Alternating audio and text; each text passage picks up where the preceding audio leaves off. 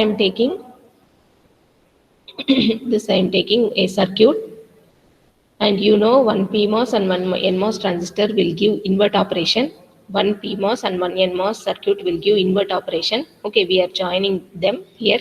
We are joining them here, and this is dynamic CMOS because one PMOS and at the bottom one extra NMOS is used. One PMOS is there, one extra NMOS is used below the pull down. This is pull down. NMOS transistor, this is pull down. In inverter only one NMOS will be there. In inverter only one NMOS will be there. So I am taking that one NMOS, and in dynamic circuits one PMOS should be used. So I am putting this one PMOS, and dynamic CMOS we have to use below the pull down. This is pull down. Below the pull down one NMOS, above the pull down one PMOS transistor I am using. And both of these are connected to clock, so alternatively they will be on and off. The top one and the bottom one, they are connected to clock signal, same clock signal. Whenever clock is 0, PMOS will be in switch on state. Whenever clock is 1, NMOS will be in switch on state. And VP is the input we are providing. VP is the input we are providing for this pull down setup. This is the pull down setup for inverter. We are taking output at this point. We are taking output at this point. And whatever input you are giving, output should be invert of that. Output should be obtained invert of that. This is the capacitor we are connecting at the output. This is the capacitor we are connecting at the output. This dynamic CMOS inverter, it can work in two modes of operation. This can work in two modes of operation. First mode is pre-charging. Second mode is evaluation. First mode is pre-charging. Second mode is evaluation. So before the circuit gets into operation, capacitor will get charged. Before the circuit gets in the original inverter operation, before it begins the invert operation, capacitor will get charging. That is called pre-charging. Evaluation means we are checking that invert operation. Input is 0 means output is 1. Input is 1 means output is 0. That invert operation we are checking. That is called evaluation mode. So this circuit can work in two modes of operation: pre-charging of the capacitor and the evaluation of the output with respect to input. Okay. Now right side I have the waveform for this circuit, dynamic CMOS inverter circuit. This is the waveform. Let us check it. This is the clock signal. First one is the clock signal, alternatively 0101, alternatively clock signal 0101. Whenever 0 is present, the PMOS transistor will be in on state. Okay, above the pull down, PMOS transistor will be in on state. Below the pull down, this NMOS will be in off state whenever clock is 0. So as this is in off state, here open circuit, and here it is switched on, so capacitor will get charging through this path.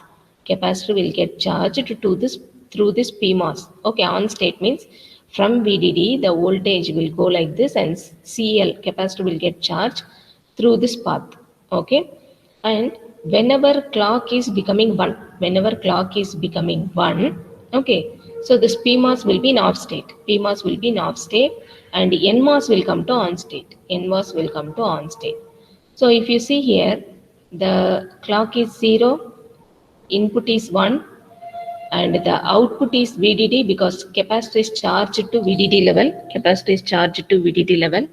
But if you see input and output, invert operation doesn't happen. It is just capacitor charging. So this is called pre-charging operation, pre-charging mode. So this duration is pre-charging mode. Capacitor is fully charged.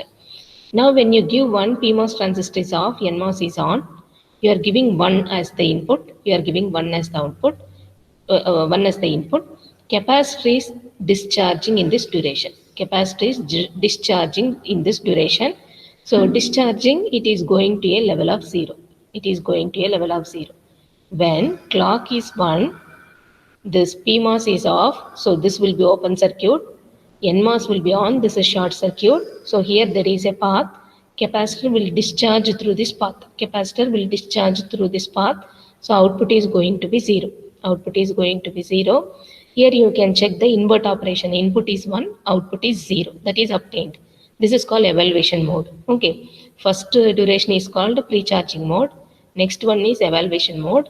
All this happened when input is 1. Now input is made 0 here. But clock is 0. Clock 0 means PMOS transistor will be on. Okay, NMOS transistor will be off. So capacitor again gets charging. Capacitor again gets charging through this path. So capacitor is going to VDD level. Capacitor is going to VDD level. This is called pre-charging mode of operation. This is called pre-charging mode of operation. Now, when the clock is 1, PMOS will be off state, open circuit. PMOS will be off state, open circuit, and NMOS will be non state.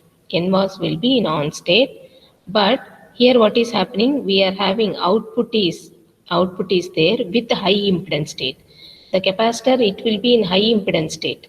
It will be in high impedance state because input you are giving 0, it still remains at VDD level only. It still remains at VDD level only because here here voltage is 1. No, here voltage is 0. Here voltage is 0 and here voltage is VDD. Here voltage is VDD and the PMOS is in on state. PMOS is in on state. We are talking about this last case. PMOS is in off state. Input is 0. Okay, this is open circuit. Input also, you are giving 0 here. This transistor also in off state. Okay, PMOS is in off state because clock is 1. I am talking about the last duration. Clock is 1 here, so PMOS is in off state, open circuit, and input you are giving 0. When you are giving 0, this transistor is in off state, again open circuit. There is no connection with the capacitor to this input side. Capacitor is connected here. Above this point, PMOS is in open circuit. Below this point, NMOS is in open circuit. So this capacitor is just hanging. It is not connected to the input side. So it doesn't have any path to release of the charge. So that charge will remain the same, VDD. Okay. But overall, if you see, input is 0, output is inverted. This is what happening in the fourth stage. This is evaluation stage. Okay. But if you see the third stage, when you are giving 0, PMOS transistor is in on state, short circuit path. Capacitor will get charging. But input is 0, this NMOS transistor is open circuit. So capacitor is not connected to this NMOS. Here open circuit, only the upper PMOS is on, so it will get charging. That is happening in the third state. Okay, this is about third and fourth. First stage, it is pre-charging, capacitor charges. Second stage, it is discharge of the capacitor as well as evaluation stage. You are having input 1, output 0. Third stage, again pre-charging stage. Okay, capacitor charges.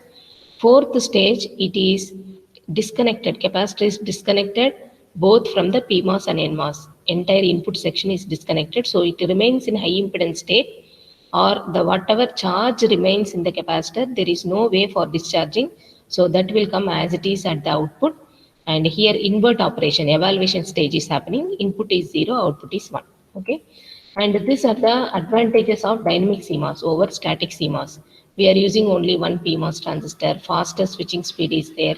Circuit size is less because less number of transistors we are using. Steady state current is 0. It has maximum output voltage swing. It has less capacitance loading compared to static CMOS. All these are advantages in dynamic CMOS. And disadvantages is when output is logic 1, it stays in high impedance stage, which is more affected by noise. It requires pre-charging, cascading issue, and race problem. These are next level problems which you will study in theory. These are the disadvantages in dynamic CMOS. Advantages in dynamic CMOS and disadvantages in dynamic CMOS. Okay. When the input is logic 1, it's stays in high impedance mode. When the input is logic 1, it stays in high impedance mode. This case, I think. Okay. So this is about the advantage, disadvantage of dynamic CMOS circuits.